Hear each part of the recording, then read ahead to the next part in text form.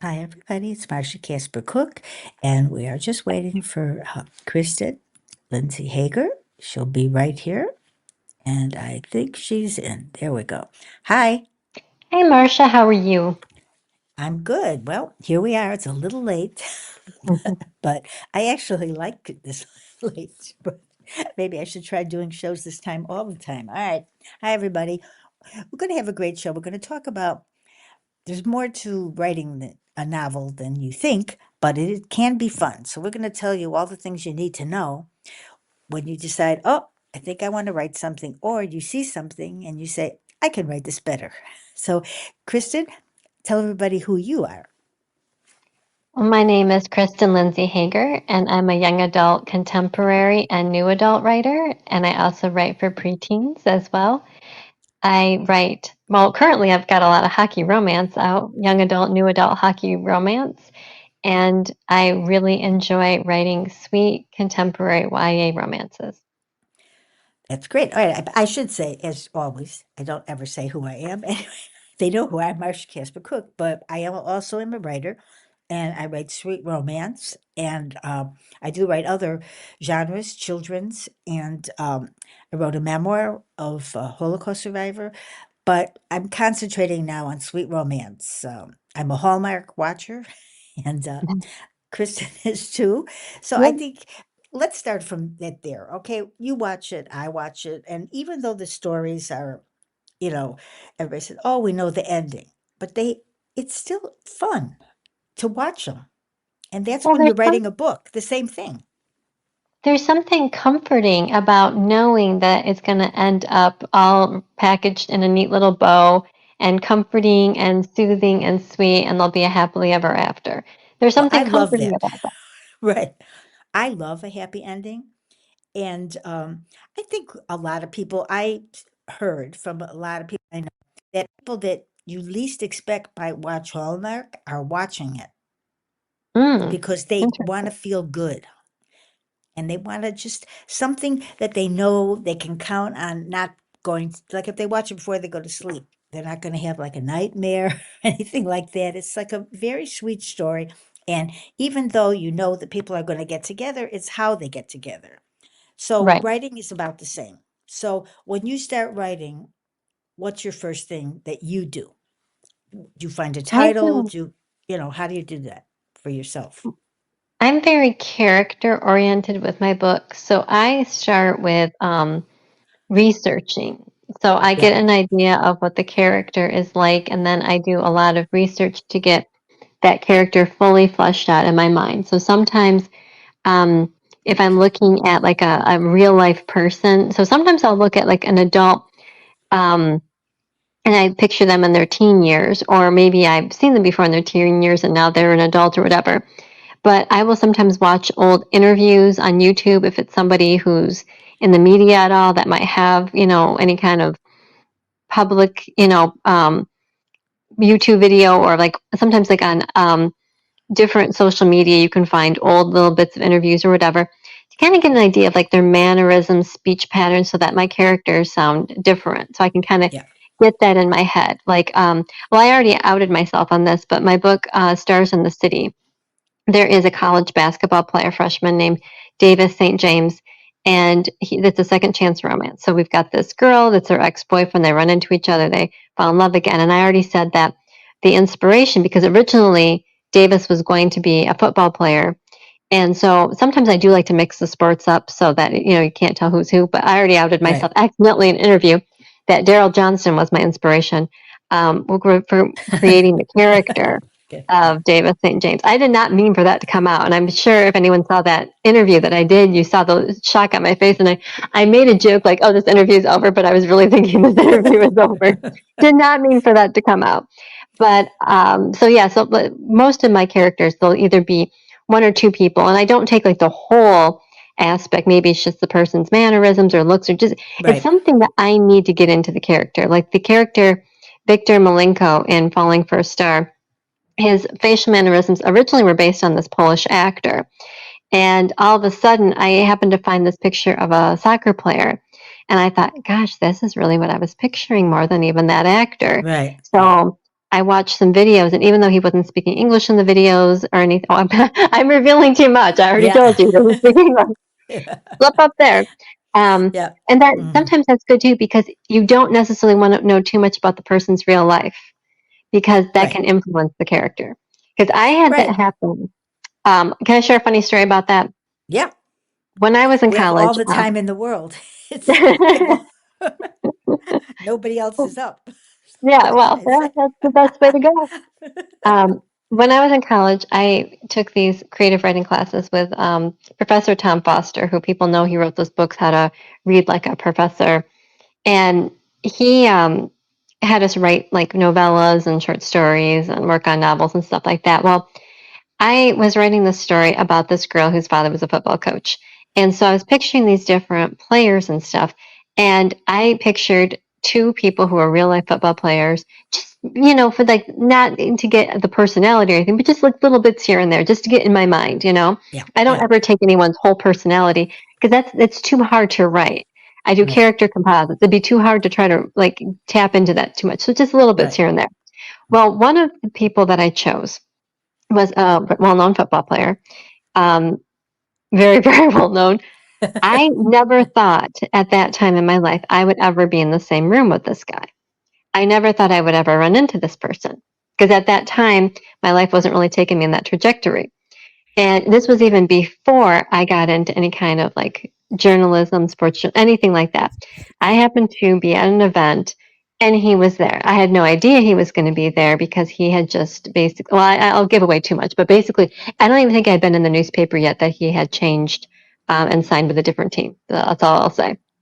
So he shows up, he's there. No, it hasn't been announced or anything. My jaw is on the floor, because he is acting completely different than how I pictured my character. Completely different. Ruined the character for me. Could not write that character anymore, because now I'd seen the real thing. And so from that moment on, I swore I would never go as close to a person, a real life person, because of that experience. Because seeing him, it ruined, it destroyed the whole thing. And that was my Yeah. first novella that I had ever written. And it was like, oh my gosh, I can't believe this. And I remember saying to people like, well, what are the chances? And life is funny like that, because actually, and I got to be real careful here because I don't want to out myself again, but one of the male boyfriends in one of my books, I'd been working on him for years. So the book is out. Been working on it for years. I met somebody in the publishing industry. Again, I don't want to out myself. So this is going to be really, really hard to say, but she had an association with him. And this is two people in different countries. I've never been to this country. And it was just shocking, because she didn't Yeah. even know who he was. He just Right. happened to be, and she was at an event and he was in the background. And I'm thinking to myself, am I seeing what I think I am seeing? And so I asked her, I'm like, do you know? And she did not know who that even was, but he was in the background of one of her photos. And I thought, wow, does life have a funny way Well, there of, are a lot of things like that that just happen. I mean, even when you're writing your story, and sometimes you get to a part and you don't even know how you got there, but then you go, "Oh, this is good. This works." yes, And so I think when writing, we don't always know everything. And when we come up to a part or something happens that's, a different kind of an event, like you were just saying, you it's weird. It makes you feel like it's like an experience like none other that you go like, "How did that happen?" But it does mhm. happen. Yeah. I mean, if you had tried to engineer either one of Right. those things Right, happening, if I right, had right, tried to put myself on his path, right, it never would have happened. right. But certain things are meant to happen for whatever reason. I I don't know think what the so. reason was. Yeah. Well, because Very. sometimes when you're writing a book, by the time you're done, it's like you might look at it like a month later and you go like, where was I when I wrote this? I mean, how, because you sometimes can't, like I was explaining today, that if you are writing a novel and you take off a few days, something happens that's not right. So you have to continue because all of a sudden you're not in the exact same place as you were when you wrote. So you have to, I go back like a couple pages and try to get where I was Right. Yeah. because otherwise it's another voice. It's just different. So that's one of the things because once you start and all of us, that, I've had authors on that they continually write 8 hours a day, but most people I know don't.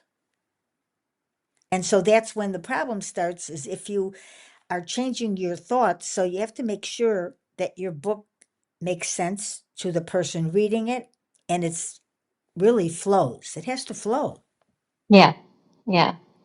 Yeah, yeah. And I think I can't remember. There was another writer that says that they start off their writing session reading what they did the previous time. And I like to sometimes start yeah, off with yeah, editing something that I've written, or sometimes I like write into my phone or I write into a notebook. So sometimes I'll just like transcribe or edit a little right. something that maybe I put into my phone Yeah, to kind of get back in there. Or like I said, watch the YouTube videos just to see the mannerisms to get the character going in my right, head. right. I mean, I see when I'm writing, because I have done screenplays. So for me, I'm right at that place. No matter what it is, I'm in that room. I'm not great at description, but my dialogue is, I can do dialogue well because I talk a lot and it's easy for me. So if I'm in the room, I see it. To me, sometimes if I describe too much, it doesn't feel like my writing. And although Mm-hmm. when I'm reading a book that has a great description in the room, I just can't seem to do that. I just move my story not with description, but by dialogue. I wish I could write more description, although people that have read my book say I do. It's just I don't feel like I'm describing enough, because in a screenplay, you can write, if you're outside, inside, morning, night, and then you just write the dialogue. So you don't have to describe a room. And I've Yeah. done 12 screenplays, so that's still who I think I am Mm-hmm. in my head. Because when you're writing a book, it's very different than Yes. that, but I still have to see them. Mm-hmm. They're there. And I Yeah, I have to see suppose, them talk. right.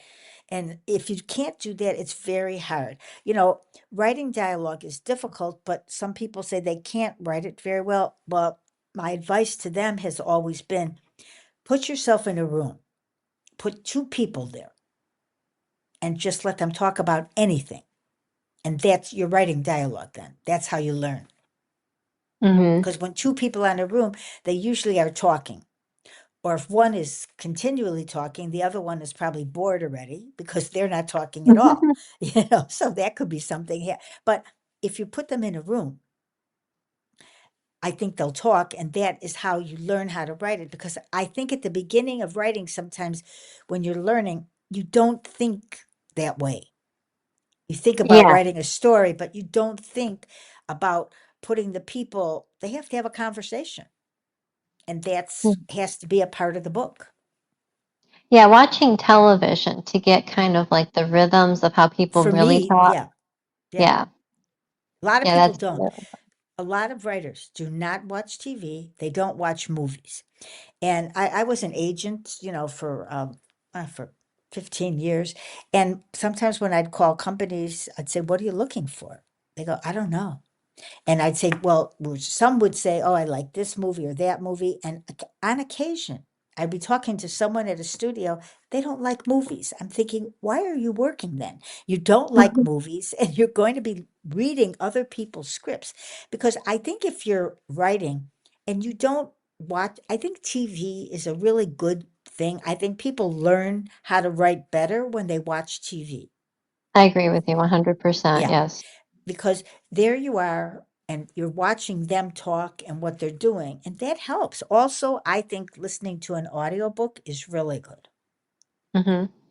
Last week, Delta James was on my show, so we were talking about how important audiobooks are. And most people that are on the show that I've had guests for over the last 15 years or 16, they don't really like audiobooks. But Mm, I love them. And for me, I have learned it's like almost like a school for me, because I'm listening to other people's writing, and I'm not going to be writing what they're saying, but I get ideas. Something pops up, just like if you're watching TV. It's something pops up about your characters. It has nothing probably to do with what you're watching. It's just something comes up, and you just know a conversation comes up, and then all of a sudden I'll go, oh, and then I start writing a conversation for one of my characters that had nothing to do with I saw, but it just gets me thinking. And, Mhm. Yeah. and I kind of wonder what other people do when they're watching a movie, reading a book, because as writers, we're always writing in our head. Yeah, analyzing, yes, Yeah, yeah, critiquing, going through the whole thing.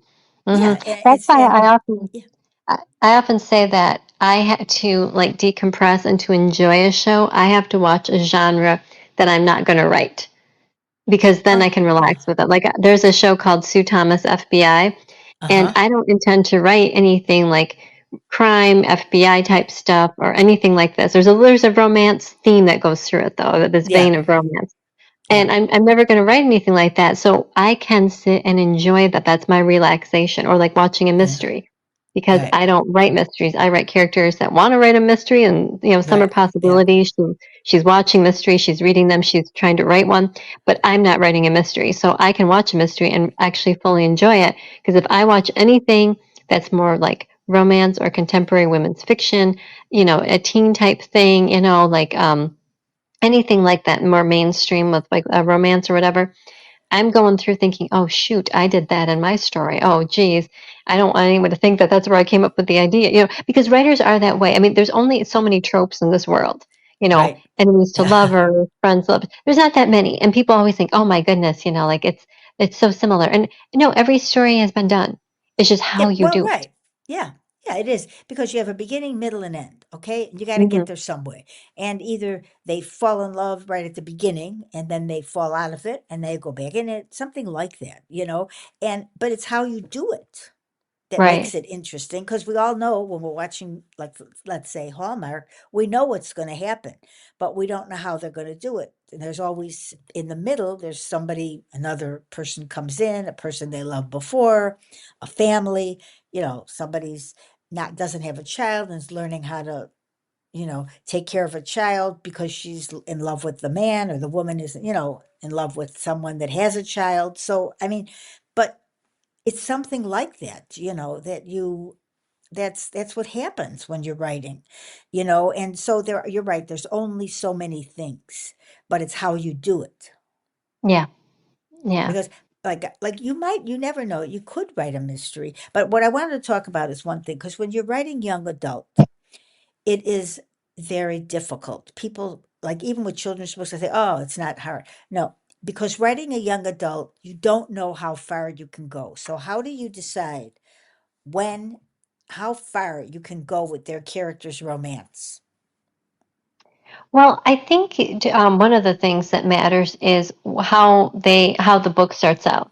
So, is the point of the book the couple together, or is the point of the book them getting together? Because if the point of the book is them getting together, like there was a book I read recently, and I cannot remember the title, um, but the whole point of the book is she's interested in his cousin, and she's not even realizing, she's talking to the cousin kind of to get to the other Right. cousin.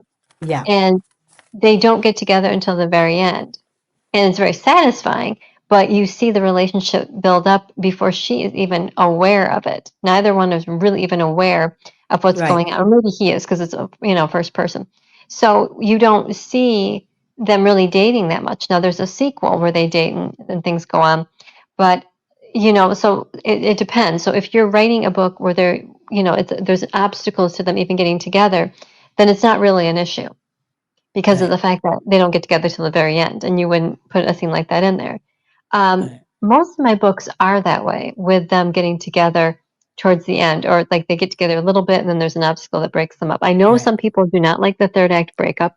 I do. I've always liked that. I like when the couple has some big stumbling block, and oh, can they overcome this? Does Yeah, love I like that triumph over too. all? Yeah. Yeah. Yeah. Yeah, so I like that. I 'Cause- know, again, I know it's not popular right now with some other people, but I enjoy it, so I write it. So for me, those are the books that I've been writing is, they get together, there's an obstacle, is it going to Right. work out? That sort of thing. So for me, how far to take it, I'm just trying to build up the relationship. Right. Because in young people, you have to, I think that a lot of people, parents or you know, sometimes you think, you know, you want to explain things to your children and you want them to be happy and everything, but I think sometimes you just don't know. They know a lot now. I mean, it's very different than it used to be because when you watch old movies or things like that, the kids are very advanced now, but you don't want in a young adult, you have to be very careful. And even though you see it, and there's a lot of movies now with young adults, Hmm. and they do have relationships that maybe you might not write, but that's a problem because you don't want to write that, but you know that they have that. So it depends on the subject matter too, because you have to be careful. You just it's not like you're teaching children when you're writing. It's just I think having relationships is difficult as an adult. So as a young adult, it's very difficult because you just, you know, it's different emotions. You know, they're scared, Yeah. they're afraid, and you know, even just kissing a boy or kissing a girl or whatever, it's, you know, you're kind of scared at first for a lot of people. You know, a Yeah. lot of And kids. I think that's always remained the same.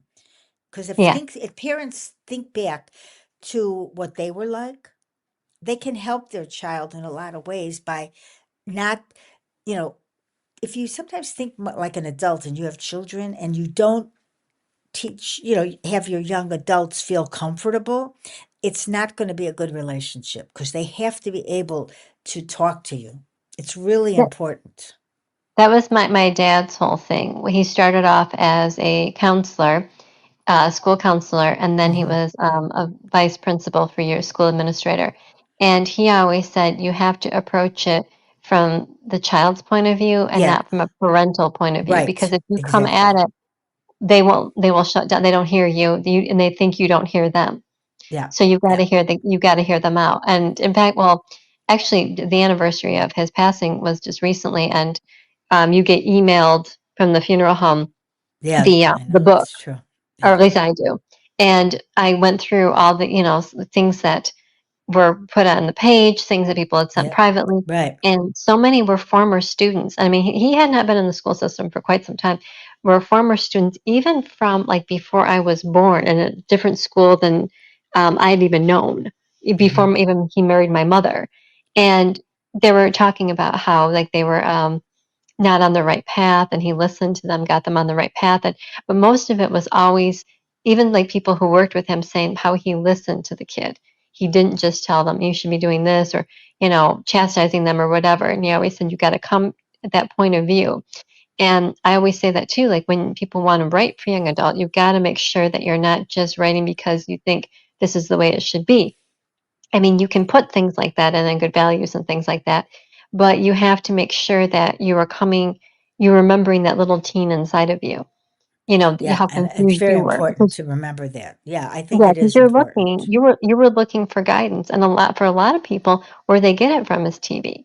And I've Yeah, been on panels, and I've been in events, and sometimes it's even an event that I'm not even like one of the people on the panel. I'm just sitting in the audience, and I've heard kids say there is so much pressure and so much yeah, um, pressure with the movies and the books and yeah, the just yeah, all over, that sometimes when they're reading a book, they don't want any more pressure to feel like, oh, you haven't had a serious boyfriend, or yeah. like for some kids, they're thinking to themselves that at a certain age they haven't even been kissed. Is there something wrong with them, or they haven't Right, dated? Because I right. remember a friend of mine saying, she says, I don't know if you really knew this, but she says, I never dated at all in high school. And she said, I always kind of hit that because I kind of wondered, is there something wrong with me? And she says, I kind of sort of had a little bit of a boyfriend in middle school. I didn't know her that in middle school. And she says, like, basically, they said that they were boyfriend and girlfriend. She said, I don't think we ever spoke again after that, Yeah, after we right, said that, right.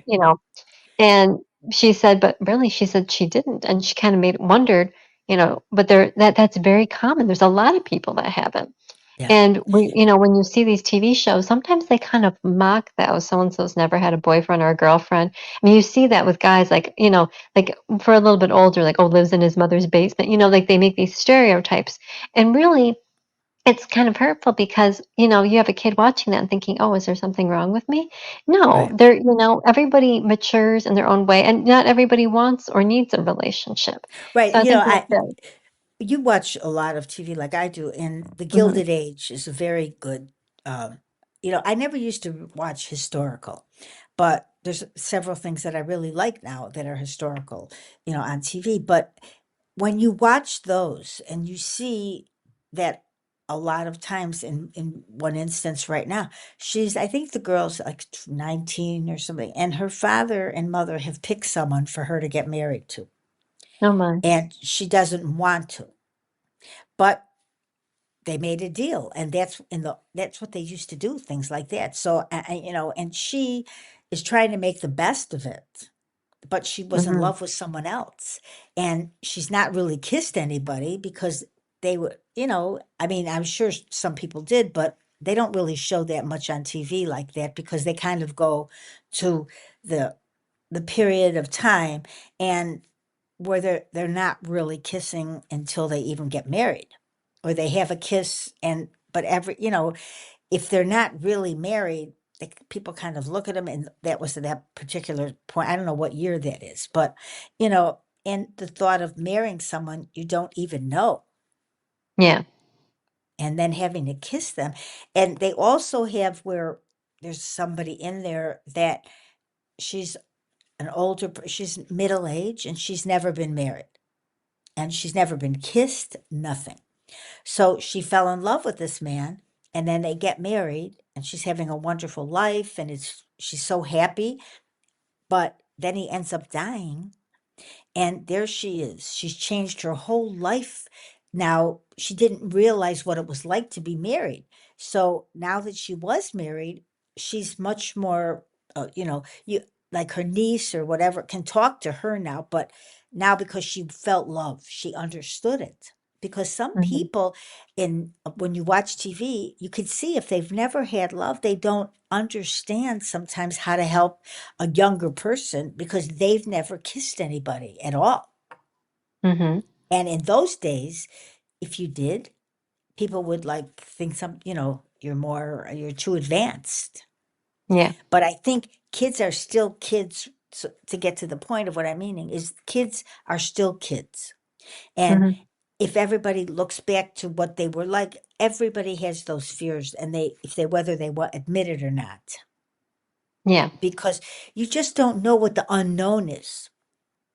Well, the movie 13 Going on 30, where the Yeah, girl has that party in her basement, and she invites these popular girls. Basically, she right, offers to write a paper to even get them to the party, and right, they kind of like set her up saying like, oh, the popular boy she knows, they know she likes him. Well, go and do the 7 minutes in heaven and give her her first kiss. And so right. she's, in the closet waiting. And of course, it's the next door neighbor who is in love with her, but a best friend, she doesn't see him that way at that point, Yeah, comes right, in. And, it's very cute because it's so realistic. I mean, we've all right. been that way. We've all, at one point she's a little bit mean to him because Yeah, she's trying to impress the popular girls. And we've all done things like that. In yeah, fact, yeah, when I first started writing for preteens, a girl that I've known for years that I went to school with, she said to me, I told her, I said, "Oh, I'm writing," and I said, I put a few little things that we did back in the day in the book. And she outwardly cringed and she said, "Am I going to be okay reading this?" And I said, "Meaning like embarrassed?" And she says, "Well, looking back at it, I'm not always proud about the way I acted towards people. I yeah, wasn't always the nicest." And I mean, we're all learning, Yeah, there are yeah, times too when I can look back and see how people acted, but you're kind of feeling out a different role. You're not really sure who you are, and that's a big right, part of writing for preteens and young adults is remembering that. And right. that's a lot of criticism that adults that read and review young adult books will sometimes be hard on the characters. And there's always the young adult writing community will always kind of joke about that. And there was a meme recently, and I don't know exactly how it worded it, but it said, "Is it that like the book didn't work for you, or is it that you were basically trying to buy a soft serve ice cream cone at Home Depot? Like you were Yeah, expecting something that this cannot right, possibly right. give you." And I Because remember we all kind of laughed.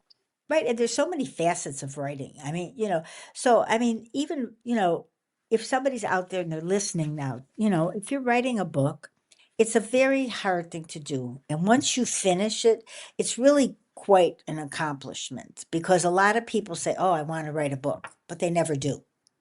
Yeah, everybody says So, that. Everybody right, says, "I have an idea for a right, children's book." right, right, Everybody says, "I have an idea for right. a children's So book." I've they heard have that a an million times. idea, right? But okay, Mhm. so now that you've written your book, you and I have talked about this many times. That's when the hard work comes because not everybody's going to love what you wrote. You might send it to a publisher and they're going to send it back. No, thank you. So, as an agent, I will just add that it just isn't your writing they might not like. They just might have too many authors at a time or they can't take the type of story.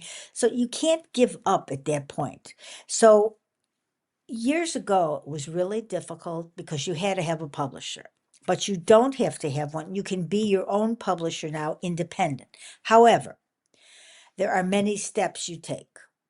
You and I have talked about it. You have to have an editor, you have to have a nice cover, um, you have to, get reviews and learn how to market, which none of us ever wants to do. We want to just write. Right.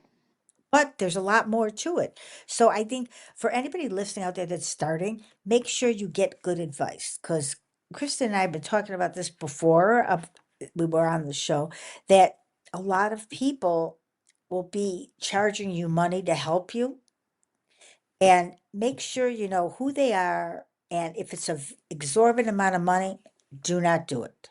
Because that's one of the reasons I started with shows 15 years ago to try to help people that they wouldn't, because people would come to me after they spent like 10,000, 15,000, but then they had no money left because they had spent or even, they credit carded, put everything on a credit card and they can't afford what they just did. So now they can't market. Yes. So then they're nowhere. So what would you tell people out there? They have to market. And so how do you think they can understand that? Because that's like a number one thing. If you don't market, I know people that wrote a book and they go to a publisher and they get it done and that's it. They don't do another thing. Yeah. So Well, what would you say? Yeah, people think that a publisher is going to do everything, and a publisher is not going to do everything. not anymore. Forget it. It's No. not happening. Right. And that's No. what's sad. And and marketing is difficult, but you also can get, you spend too much money on something that isn't going to work, which unfortunately that happens all the time. So if you even listen to shows like I mean, I've been doing this for 15 years. So if you look back at some of the shows, we talk about this a lot because there's nothing wrong with you if you make a mistake because we all did it. I mean, Well, we here's all make mistakes. well, here's the thing. A publisher is trying to sell a book, any book. They don't Yeah, care. right, And right, so a lot of times when they have your book, and this has certainly happened to me, in the back of the book, and this is particularly for ebooks. I yeah, mean, obviously for paperbacks as well, but for ebooks, they're trying to get you to buy another one of their authors. right, And sometimes even like with the blurb, I have seen blurbs for books of mine, now not currently, but in the past, um, where I said that's not really where the story's going. right, And they're like, well, no, yeah, nobody's ever come back and said, well, that's not it. I'm thinking to myself, well, yeah, because most people don't write the publisher and say the blurb isn't quite what, they're just right, trying to bring you in. And there was an publisher one time that I didn't go with. We had these Zoom meetings, and they were talking about what they wanted to do. Like basically the cover and the blurb is like a promise to the reader. And I was very uncomfortable because, right, first of yeah, all, the person that they wanted to put on the cover, I'm like, that is not who she ends up with. You're right, making it seem like it's this type of book when it's a pop star romance, when she ends up with this hockey player. right, And they were like, well, yeah, because the rockstar romance at that point would have sold better. And I'm thinking, but that's not the kind of book it is. Like, she is not going to end up with this guy. And then another thing that they wanted to focus on was not really what the book was about, but it would have sold better that way. And also, they were going to try to make it sound a little sexier. And it wasn't a sexy book, it was a sweet romance. right. You have to And really be careful with that. so they, Right. You have to give the people what they think they're going to get. You can't give them well, something else. right, because for them, they want people to buy that book. But the thing is they're not going to buy another book from me if that book is not upholding the promise that they thought the story Oh, they you were mean going to because get. they Now wrote, oh, right, right. they Oh, might because they still like wrote, the book, but the publisher just wants to sell that book. It doesn't Well, I care. don't think that's a good idea. I don't like that idea at all because, And a lot of times, yeah, so that's the thing. Like a I lot of know. times, the promise that's made. But a writer, unless you just want to write one book, and that's fine. Some people that's all they want to do. But if a writer wants to have a career, they have to take some of it in their own hands. Because Yeah, I don't want you just buying the one book. Like sometimes when people go to book fairs, they will like find out what you're interested. I've seen this. This like sometimes when you go to like these boot camps to yeah, do like these big book events or whatever. yeah, They'll try to train you. And they will say, find out what the person likes to read. And if you have any vein of that in your book, like be all things to all people, like what do you like? I can be that. But the thing is yeah, you might sell one book, but if they don't care for it, they're not coming back. So you right. actually, the rule of marketing is you actually want to kind of go smaller and target who you want. So yeah, you Yeah, might walk by and say, oh, you got a book on, zombie pirates. I'm not into zombie pirates. And then they walk yeah, along. But if you say, well, actually, the book is about like romance and the beach vacation. Well, yeah, okay, that might intrigue you, but it's about zombie pirates. So you kind yeah, of, you're kind of just whatever that person's looking for. But if you say, no, my book is about zombie pirates, that person might walk by, but there might be somebody there that loves zombie pirates. They might buy it, and then they might buy everything you ever write again. yeah. So you really And want I to think, have right. You want to you develop a you relationship right, and with the so reader, with the reader.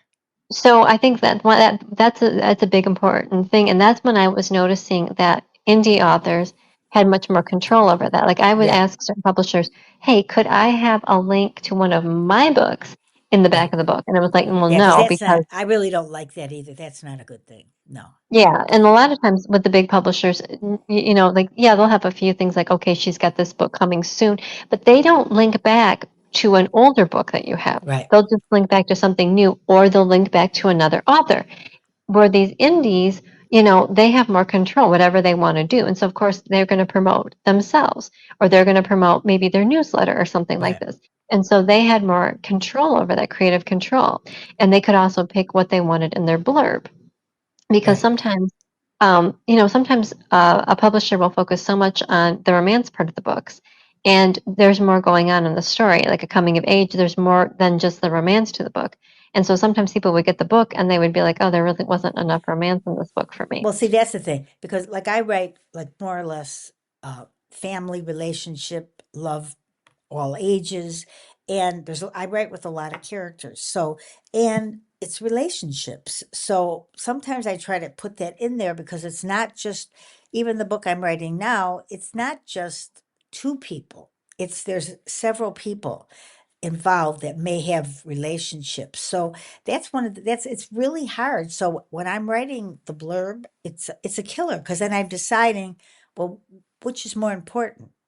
Hmm. Which one? Which relationship? So I try to just say there's relationships of different age groups because that's the hardest part. I'd rather like writing like a 10 books is easier than writing a blurb because you just have to be right at the point. And we were talking about this on the show the other day because when people look at your book, you know, if you're, they look at the genre, but sometimes Amazon changes the genre that you didn't Hmm. even put in.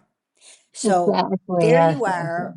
I wrote a let's say I wrote a fiction book. Yeah, it's a fiction romance. They put it in nonfiction, and I didn't Yeah. do that. They did.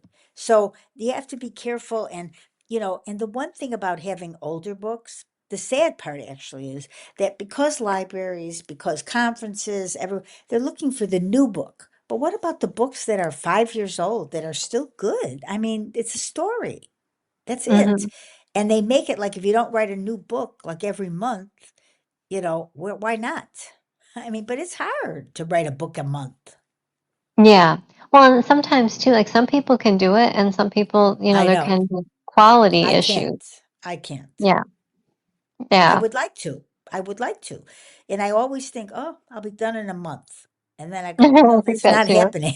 Right, right. And it's not happening. But I think you should take as much time as that's what I've decided now. Take as much time as your story needs. Yeah, and Rick Rubin wrote a book about creativity where he talks about like sometimes though, if you stay with the story too long sometimes, and I don't remember exactly how he worded it, but like almost like you outstay the welcome. And there was one book that I had been working on for a really Yeah, I long feel time. like that sometimes. I wanna Yeah, go. I I'm wanna be embarrassed done. to admit how long I held on to that book. Yeah. But Mhm. I think part of it is because when I was writing it, it was during a time when my dad was going through some stuff, and then during the time when he passed away. And so it was like my safe space. And do I want my safe space, my baby going out into the Right, world, you right, know? right, Do right, I want to right, lose right, it? Because once you publish the book, it's not yours anymore. It doesn't belong to you anymore. It right. belongs to Yeah, everybody else. right. I always think of Because a new right, and book going out. you can't take it back. Amazon, if you sell one copy of a paperback, that book is staying there. Well, I always think about a new book going out as a little kid going to nursery school, preschool, or kindergarten for the first time, and they've got their Hello Kitty backpack, and they're so excited, kind of like Bart Simpson, Yeah. before he got jaded. School will be Yeah. fun, and they're all excited. And then they come Yeah, home at the end of the day, and their hair isn't, their pigtail is askew, I their know. bangs are all messed up, they've got juice Right. on their It's shirt. like life Yeah, happens, they right? got beaten down by life in like one like 6 hour period. I know. Um, and but it feels that way, like you're sending this innocent little child out, and you know the world is gonna beat them down, but there's nothing you can do. You can No, there prepare them the best isn't. you want. But the best thing you can do is just keep writing.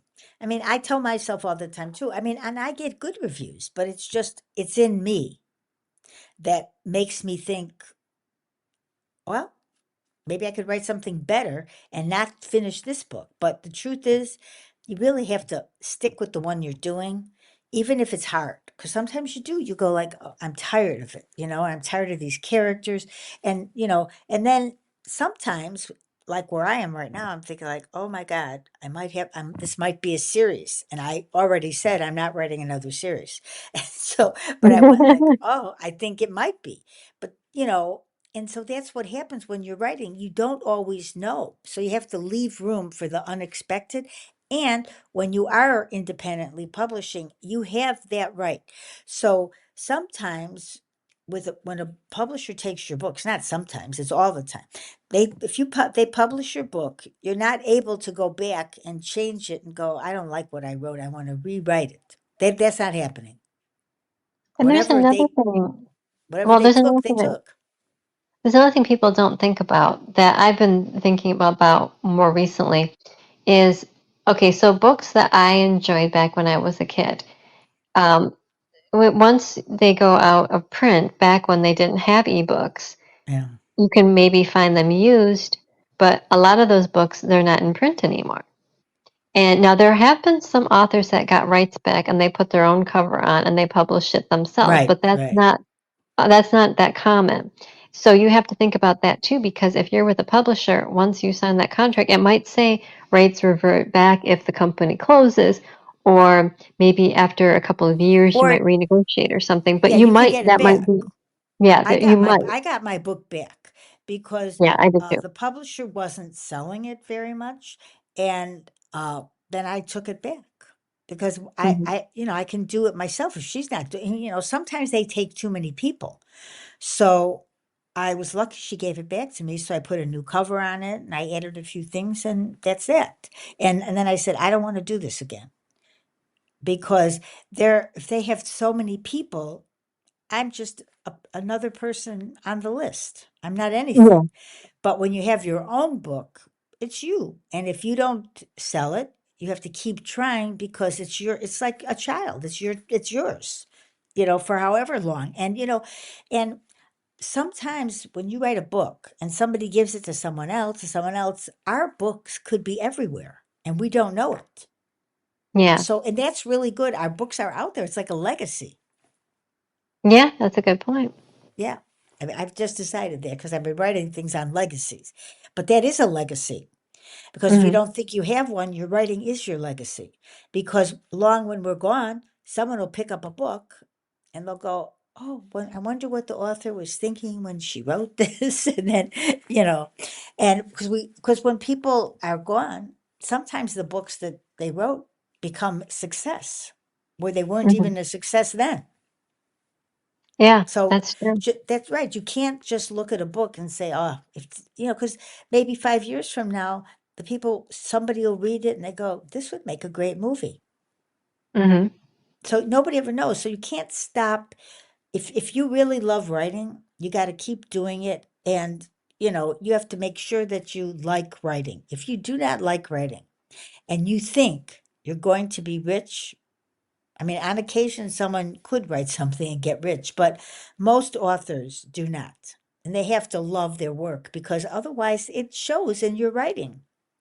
Yeah, there was a writer in a writing group I was in one time, and he says it has to be a labor of love Yeah, because if it's not, first of all, yeah, like you said, it'll show, but yeah, it would not be worth it. Like there's a lot of people that drop out, and I was noticing when I was preparing for this conference that I was reading a lot of these different young adult books that I thought were good and were interesting, and I thought, well, I want to see what else they've written, and it shocked me because I wasn't picking the books by when they came out or anything. I was picking them more about what they were about, what interested me. And a lot of them were older than I thought they were.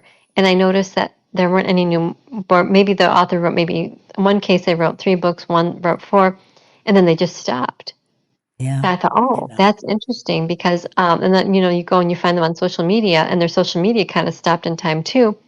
But they were talking about all these other ideas they had and things that they were working on. And you think, well, I wonder what happened to that book. And but that's the thing too that people don't talk about with publishing is I have heard and I have known and I have seen many authors who had a book that really took off. I mean, it really happens. took off. Yeah, yeah, And it yet does. the Yeah, publisher didn't like either the sequel or the next book from them, and right. nothing Yeah, happened. yeah, I yeah, mean, yeah. it's shocking because there was one author who she wrote a sequel. Her book did really well. For some reason, they didn't want it, but she was not allowed to publish it herself.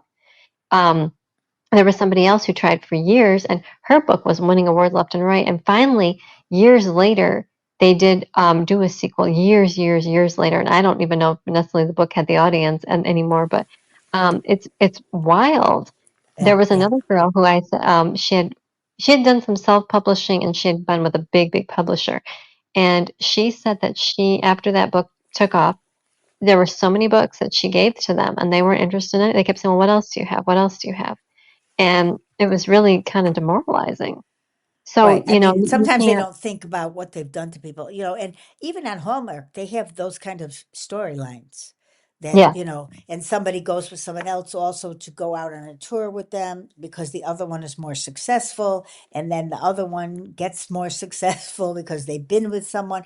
See, it's really just a matter of getting it out there because it's really not anybody is that successful. It's that their marketing was good because that's what happens. It just is, it's sad to think that, but it's true. yeah. At this point in time, if you really market it and do nothing else, continually market day after day, minute after minute, that's it. You can put yourself in a place that is much better than the person that just writes it and gives up and doesn't market. And even though I don't like marketing, I'm still out there marketing, and you are too. Well, it's kind of like every once in a while there'll be someone that gets really, really famous, and then everyone's Yeah, talking about them, and a few years later you're looking at maybe a movie or something that they did, and you're yeah. thinking, they're really not that talented. How did they get that far? Like Yeah. what did Well, you it just else do? happen Or it like, just happens. It's being at the right place, and, some people are really very good, and unfortunately, they don't go anywhere. When I started being an agent at Marcus Bryan, it was my company, I had really top-notch scripts, and they were so good, and some of the books, but the people didn't have it in them to keep staying in. And yeah, some of them, like I think back to some of them that were such good stories, they just gave up. And they were really good writers. They just didn't have what it takes because it's more than just writing a book. It's can you take this? Because it's not easy. And yeah, it's and also that's not easy getting rejected. It's hard. And that's why I tell people too that before you put out your first book, write an op-ed for like a magazine, a newspaper, publish an essay, even Yeah. whether you get paid for it or not, if it's just like an op-ed, do publish something so that the public reacts to you, so that the first time somebody attacks you or criticizes you, it is not on your book baby that you spent 20 years pouring your heart Yeah. and soul into. Or like sometimes people will write a book about like their grandparent or somebody really dear to them. If that book Yeah. comes out and somebody says something terrible, it's going to crush you. I mean, I've Yeah. seen people who just stopped writing because Oh, of one oh bad my review. God. I've seen that Yeah. too. And that is so Mhm. sad. But, and the reviewer is just a reviewer. It's one person. Okay. Yeah. And so, and sometimes if a person is a reviewer and they're taking on a book that they don't like the genre, that's horrible because they're not Yeah. going to like your book or any other book that's like that. Well, and too, sometimes if you're writing about a personal experience, like there was a woman who wrote about something terrible that had happened to her, and people were like saying, "Oh, this was so unrealistic," and they didn't like it, and they were blaming this and this and this, and this was her real life story, but she wrote it as a novel. And I thought to myself, "Gosh, how did she survive that? Like, how did she pull through that?" Because she didn't make it public until a couple people with reviews. She responded to one, and she said, "This is actually what happened to me." And that's how I found out that it was a real life thing. And I thought, geez, that would be so difficult. But I've seen people write a character that, is based on like a beloved friend or family member, and then people attack it. Like I remember one time I had a critique Yeah. with something. I can't remember if it was an agent or editor or whatever, and she couldn't stand this one character.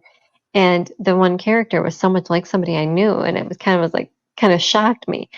So, like they're people to us, they're our babies and everything, but we gotta kind of keep it in perspective because yeah, like somebody said she wants to write a book, but she's afraid people will tell her that she stinks. And I said, yeah, they probably will, because the chances of everybody liking your book means Um, you didn't write a good enough book, because you want to be kind of polarizing, because for somebody to really, really love your book, someone is going to have to equally not like it. It has to not be their taste, because if yeah. you're kind of middle of the road, everyone kind of likes you. You kind of milk toast, kind of bland. Like nobody necessarily hates, like I don't know, Cheerios or oatmeal or something. Like Yeah. it's just there. It's there. But if there's like a certain thing, like a require, like some people, if you mention the word pickles, some people make a face. Some Yeah. people absolutely Right. love Yeah. pickles.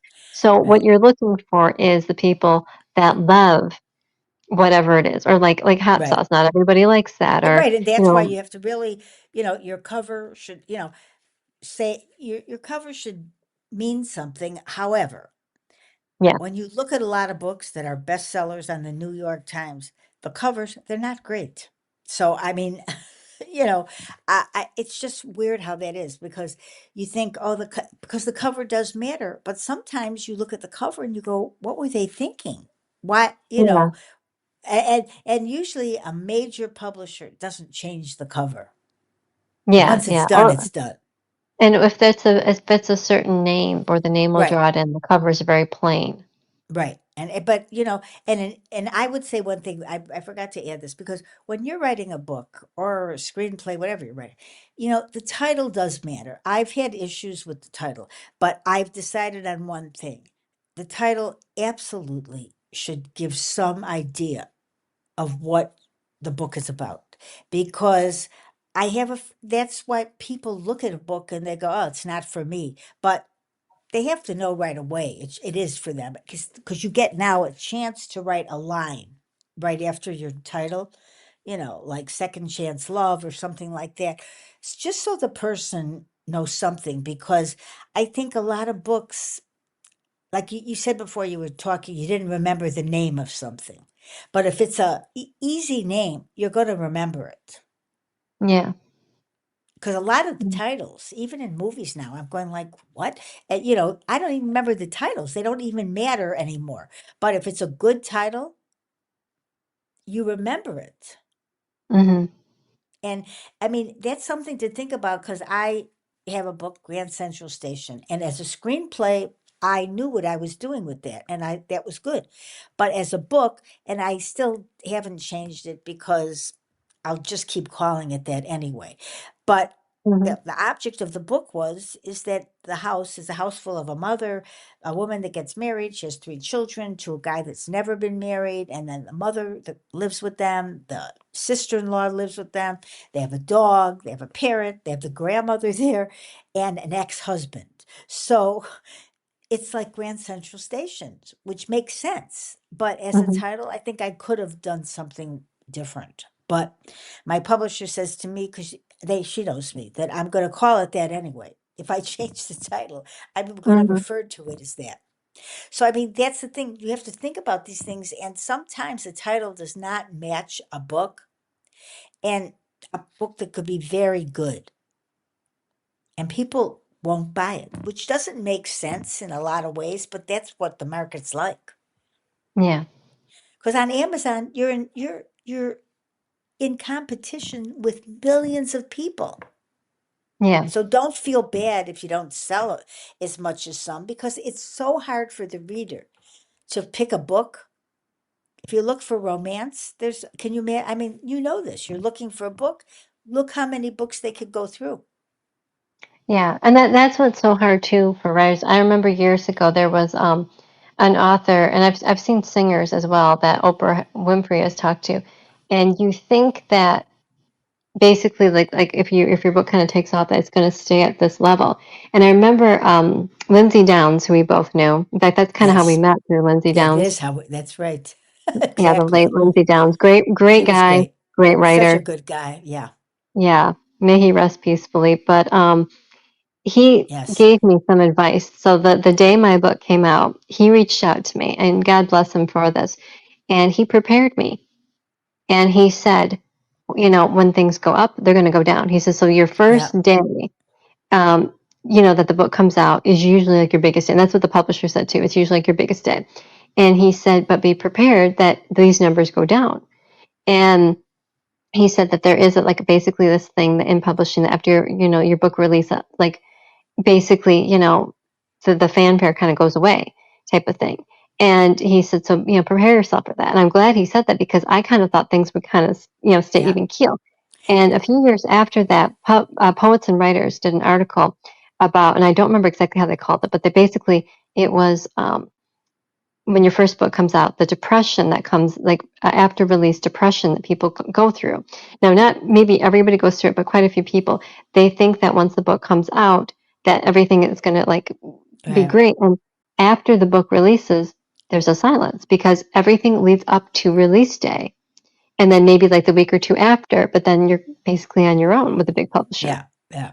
Yeah. And people don't realize that. And I can't tell you how Well, many that's why people. look at if you watch TV now or whatever, if somebody had if you're on any of the shows, talk shows, whatever, and it's a celebrity, they start talking about their book like 6 months before it comes out.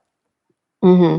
And they continue, even the shows on TV, they're saying, oh, this is coming out in October, and it's on constantly. Yeah. So that's a problem, because sometimes when you're a writer, you don't want to do that a lot, but it might work good. I mean, I don't know. I've not done this like that, but I do see, because for the fall season for like TV, they're just over and over every single day. They say the same thing, but I'm gonna remember it's coming out though, because Yeah. I've heard it every minute. So I mean, that's the other issue. All right. So we're gonna be off soon. So I want you to talk about you're going to be doing a conference Yes, I'm going to be doing, well, one of the things that I'll be doing July is a 5. 30th through August 2nd, I think it is, somewhere around Yes. there. And so tell everybody just a little bit about it before we leave.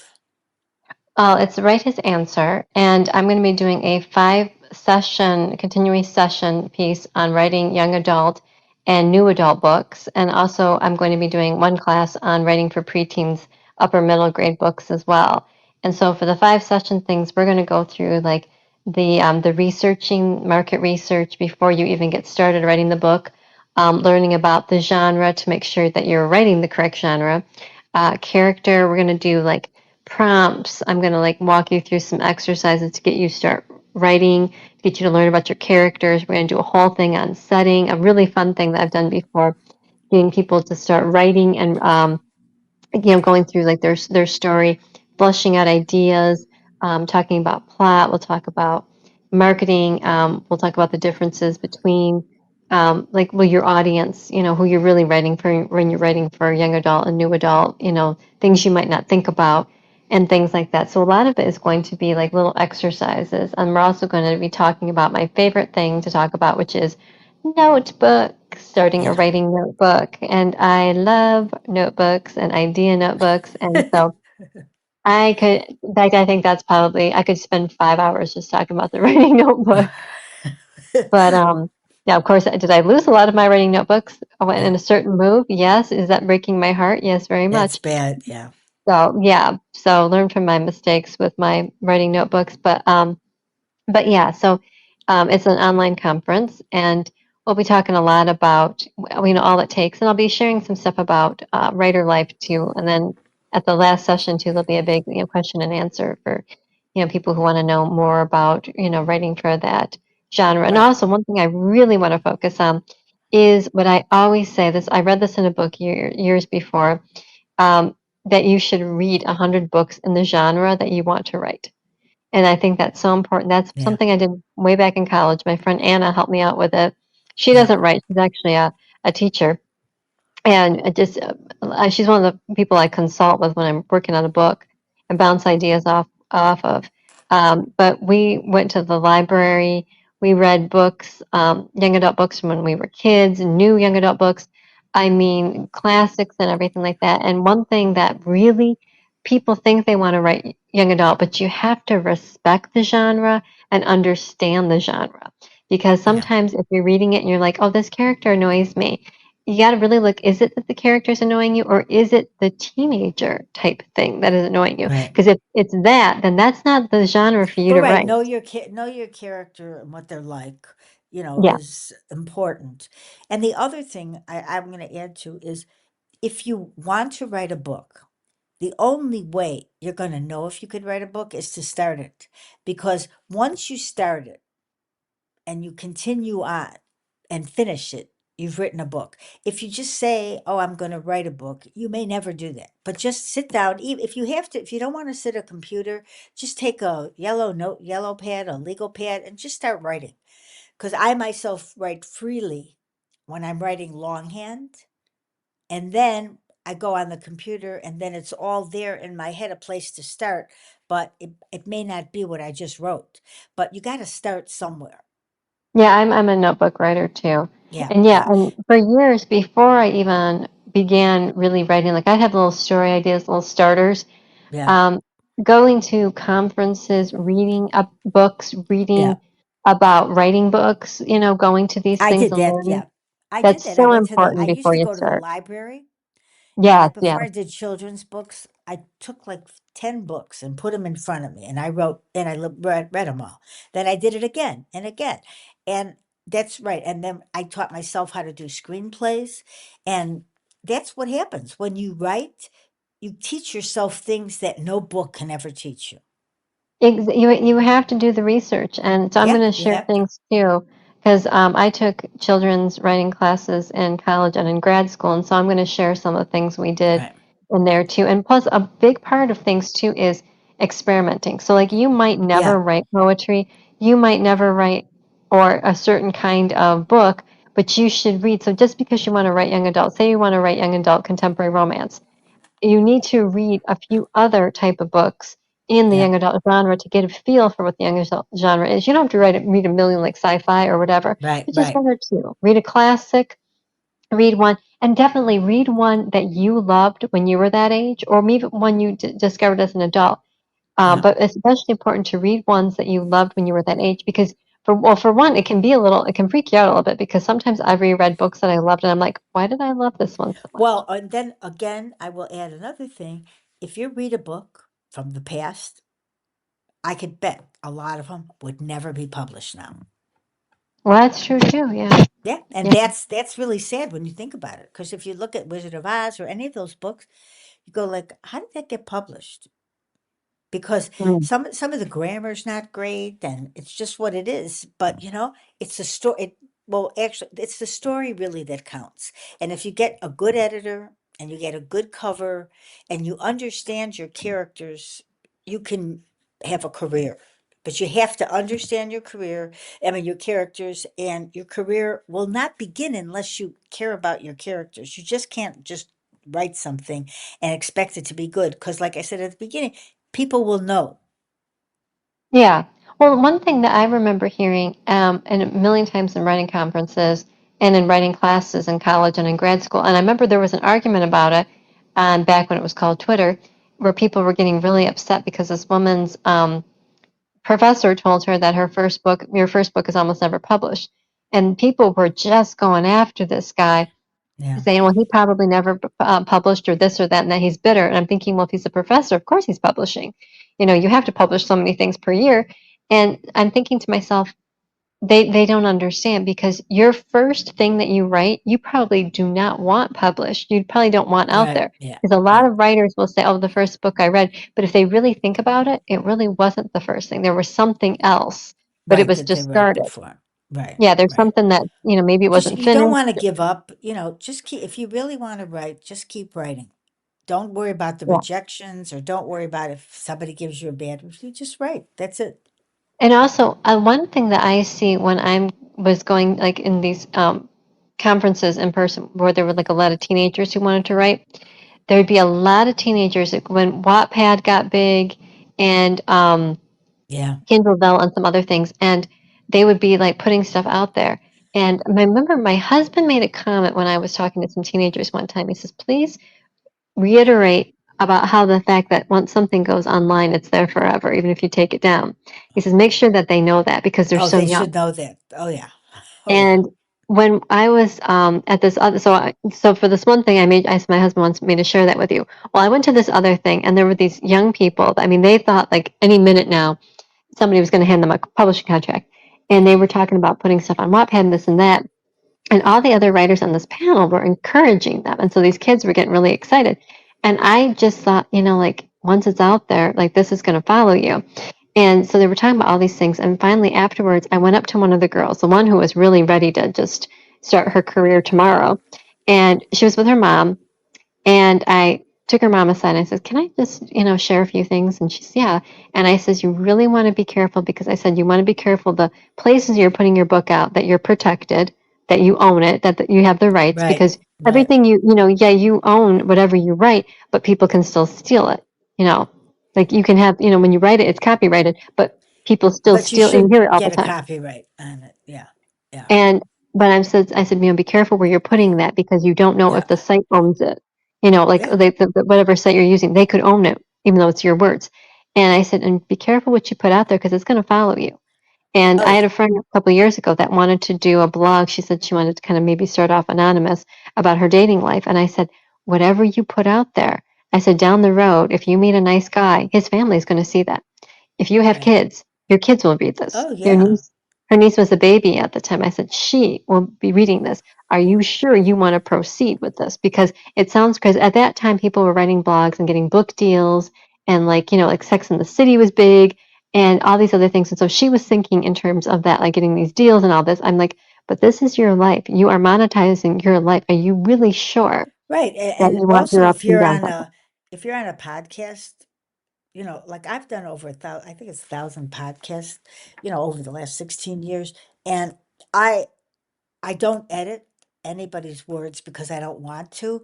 And that's why occasionally if somebody says something, or occasionally if there's, something goes a little wrong with the beginning, or something happens, because how will I know that I should cut that person off from saying something that they were saying? I don't feel like that's what I want to do to anybody. So I think, but think about what you say before you say it. Yeah. And I mean, we all Yeah, change who yeah, we but you have to are. have some control of, Yeah. because it's out there, and it's a podcast, but it's out there. It's downloaded. It's out there. So you can't, you have to really be careful what you say. I mean, you Yeah. just don't, because all of this will come back at the internet. If you do something, or if you show a picture of something that's not exactly great, be careful. Yeah. Because it Well, isn't, that it's that out there forever. It's somebody has that picture. You may take it down, but somebody probably has it. yeah, and that's a very good point, because when I think about the stuff that I was writing, because I started writing very young.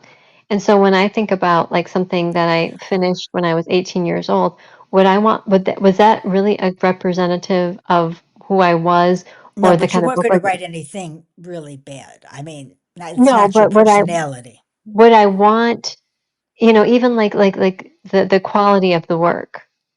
Because I'd like to believe that, we all improve with our writing. Although sometimes Yeah, we publish books that we wrote years before, so it looks like it's a right. brand new book, but we wrote it years before. Yeah.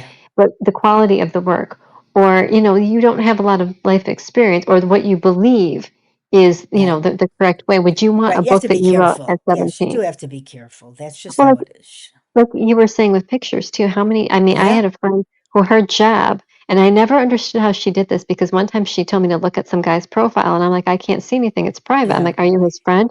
And she said, "No." I'm like, "How are you seeing that?" And she says, "Well, that's my little secret."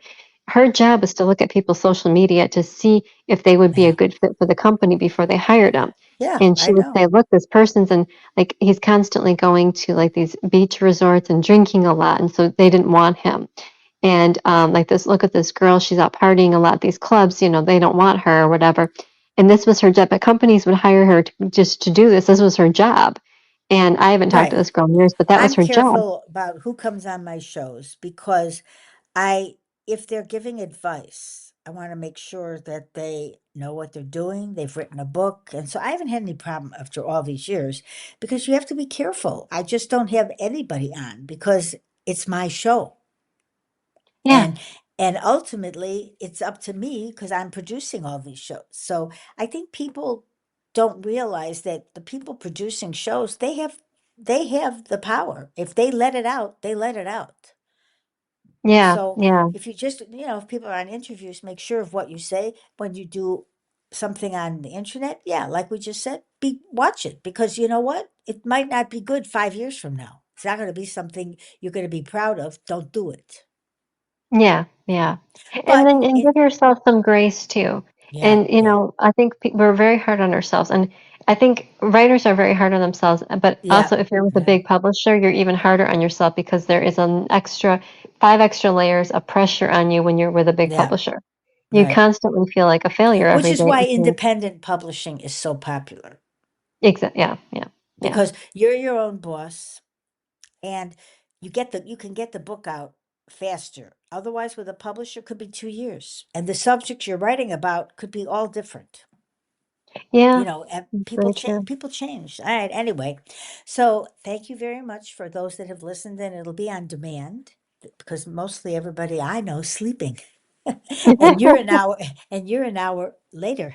So what Yes, can I I can feel say? very called out. Yeah. All right. All right. Thank you again, and have a good conference, and we'll talk soon. Thank you.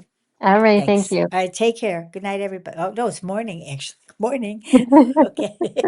Take care. Okay. Bye-bye. Bye bye. Bye bye.